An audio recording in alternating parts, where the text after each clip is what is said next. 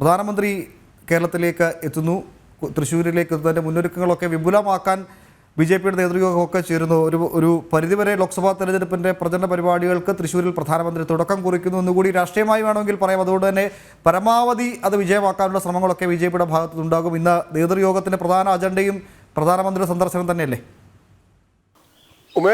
ഉമേഷ് പറഞ്ഞതുപോലെ തന്നെ കേരളത്തിൽ വലിയൊരു മുന്നേറ്റത്തിന് ലക്ഷ്യമിടുന്ന ഭാരതീയ ജനതാ പാർട്ടിയെ സംബന്ധിച്ചിടത്തോളം നിരവധി പ്രചാരണ പ്രവർത്തനങ്ങൾക്ക് പാർട്ടി ഇനിയുള്ള ദിവസങ്ങളിൽ നേതൃത്വം നൽകുന്നുണ്ട്. ഇനിയുള്ള മാസങ്ങളിൽ ലോക്സഭാ തെരഞ്ഞെടുപ്പ് വരെയും വലിയ പ്രചാരണ പ്രവർത്തനങ്ങളാണ്. ദേശീയ നേതാക്കൾ ഒന്നായി കേരളത്തിലേക്ക് എത്തുന്ന ഒരു സ്ഥിതിയിലേക്ക് അത്തരത്തിൽ ഒരുക്കങ്ങൾ നടക്കുന്നു. അതോടൊപ്പമാണ് പ്രധാനമന്ത്രി സംസ്ഥാനത്താകെയുള്ള ബി.ജെ.പി. പ്രവർത്തകരെ സംബന്ധിച്ചിടത്തോളം വലിയൊരു ആവേശത്തിലാക്കുന്നത് തന്നെയാണ് പ്രധാനമന്ത്രിയുടെ കേരള സന്ദർശനം എന്ന് പറയുന്നത്. അങ്ങനെയാണ് അദ്ദേഹം തൃശ്ശൂരിലേക്ക് എത്തുന്നത്, 3-ാം തീയതി എത്തുന്നത്, മഹിളാ സമ്മേളനത്തിൽ പങ്കെടുക്കുന്നത്, 2 ലക്ഷത്തിലധികം വനിതകൾ പങ്കെടുക്കുന്ന മഹാസമ്മേളനം എന്ന പ്രത്യേകത കൂടിയുണ്ട് പ്രധാനമന്ത്രി നരേന്ദ്രമോദി പങ്കെടുക്കുന്ന ഈ മഹാസമ്മേളനത്തിന് എന്നതുകൊണ്ട് തന്നെ അത് വിജയകരമാക്കാനുള്ള ശ്രമങ്ങൾ തന്നെയാണ് ബി.ജെ.പി. സംസ്ഥാന നേതൃത്വത്തിന്റെ ഭാഗത്തു നിന്നും ഒരുമിച്ചുള്ള പ്രവർത്തനമായി തൃശ്ശൂർ ജില്ലാ നേതൃത്വത്തിന്റെ ഭാഗത്തു നിന്നും എല്ലാം തന്നെ ഉണ്ടാകുന്നത്. അതിന്റെ മുന്നൊരുക്കങ്ങൾ പ്രധാനമായും ചർച്ച ചെയ്യുന്നതിന്റെ ഭാഗമായിട്ടാണ് ഇന്ന് നേതൃയോഗം ചേരുന്നത്. അത്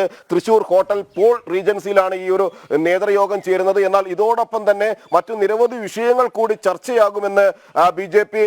നേതൃത്വം അറിയിക്കുകയും ചെയ്തിട്ടുണ്ട്. കാരണം സംസ്ഥാന സർക്കാരിന്റെ ദുർഭരണത്തിനെതിരായ നിരവധി സമരപരിപാടികൾ ആവിഷ്കരിച്ചു വരികയാണ്. ആ ദുർഭരണത്തിനെതിരായ സമരപരിപാടികളുടെ ഭാഗമായി ഇനിയുള്ള സമര നീക്കങ്ങൾ എന്തെല്ലാമാണ് എന്നതിന്റെ ആലോചനകൾ നടക്കുന്നുണ്ട്. ഒപ്പം തന്നെ ഈ ഒരു സമ്മേളനത്തിൽ പരമാവധി പേരെ പങ്കെടുപ്പിക്കുന്നതിനും പ്രചാരണ പ്രവർത്തനങ്ങളുടെ തുടക്കമാക്കി മാറ്റുന്നതിനുമുള്ള ശ്രമങ്ങൾ തന്നെയാണ് ബി.ജെ.പി. നടത്തുകയും ചെയ്തിരിക്കുന്നത്. പ്രത്യേകിച്ച് ലോക്സഭാ തെരഞ്ഞെടുപ്പിൽ നിരവധി എ ക്ലാസ് മണ്ഡലങ്ങൾ ബി.ജെ.പിയെ സംബന്ധിച്ചിടത്തോളം പട്ടികയിലുണ്ട്. ആ സ്ഥലങ്ങളിലെല്ലാം തന്നെ വിജയത്തിൽ കുറഞ്ഞതൊന്നും തന്നെ ബി.ജെ.പി. ലക്ഷ്യമിടുന്നില്ല. മാത്രമല്ല അതിനുശേഷം മറ്റു സാധ്യതകളുള്ള നിരവധി മണ്ഡലങ്ങൾ അത് വേറെയുമുണ്ട്.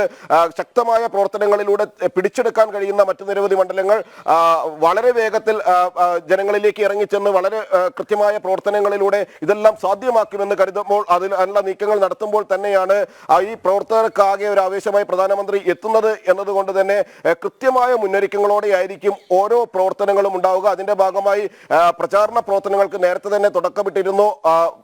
മഹിളാ മോർച്ച പ്രവർത്തകരുടെയും മറ്റ് പ്രവർത്തനങ്ങളുടെയും ബി.ജെ.പിയുടെ സമിതികളുടെയും എല്ലാം നേതൃത്വത്തിൽ വലിയ പ്രചാരണ പ്രവർത്തനങ്ങൾ നടക്കുകയും ചെയ്തു. ഒപ്പം തന്നെയാണ് ഈ സമര പരിപാടികൾ ഇനിയുള്ള ദിവസങ്ങളിൽ എന്തെല്ലാം സമര നീക്കങ്ങളാണ് നടത്തേണ്ടത് എന്നത് സംബന്ധിച്ചുള്ള ആലോചനകൾ നടക്കുന്നത്.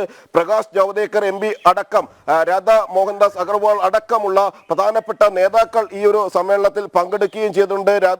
ഈ നേതാക്കളുടെ എല്ലാം നേതൃത്വത്തിൽ നടക്കുന്ന ഈ യോഗത്തിൽ ഇത്തരത്തിലുള്ള ആലോചനകൾ തന്നെയായിരിക്കും നടക്കുക. കൃത്യമായ ഒരു ലക്ഷ്യത്തോടു കൂടി കൃത്യമായ പറഞ്ഞതുപോലെ തന്നെ ഒരു പരിധിവരെ ലോക്സഭാ തെരഞ്ഞെടുപ്പിന് മുന്നോടിയായി നടക്കുന്ന പ്രധാനമന്ത്രിയുടെ സന്ദർശനം എന്നത് അത് രാഷ്ട്രീയമായി ഏറെ പ്രാധാന്യമുള്ളതുകൊണ്ട് തന്നെ അത് പരമാവധി ആളുകളെ പങ്കെടുപ്പിച്ചുകൊണ്ട് വലിയ ആഘോഷമാക്കി മാറ്റുക എന്നത് ബി.ജെ.പിയുടെ രാഷ്ട്രീയ ലക്ഷ്യം തന്നെയാണ്. അതിനുള്ള ആലോചനകളും പ്രവർത്തനങ്ങളും ഒക്കെ അവർ ആരംഭിച്ചിട്ടുണ്ട്.